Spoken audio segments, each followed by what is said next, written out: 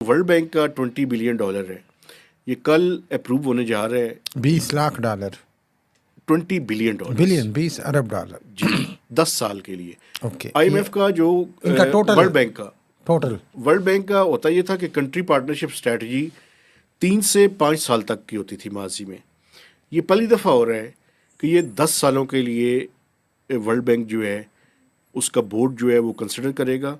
$20 billion 10 سال کے دوران پاکستان کو دیے جائیں گے، جس میں جو ہے وہ on average $2 billion per financial میرا ایئر. خیال ہے یہ بڑی زبردست اماؤنٹ ہے اگر پاکستان اس کو بہتر طریقے سے. دیکھیں 2 اس کے اندر چیزیں ہیں.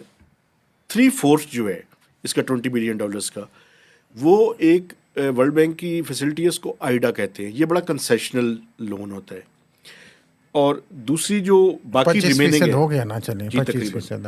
باقی جو ہے وہ جو ان کی تھوڑی سی ایکسپینسو سمجھی جاتی ہے، IBRD اس کو بولتے ہیں، اس کی مد میں جو ہے وہ پاکستان کو دیے جائیں گے. میں جو بات ڈسکس کرنا چاہتا ہوں آپ سے، 6 اس کے ایریاز ہیں، وہ جن لوگوں نے انٹرسٹ ہے ان کا وہ جا کے اس کو مزید پڑھ بھی لیں.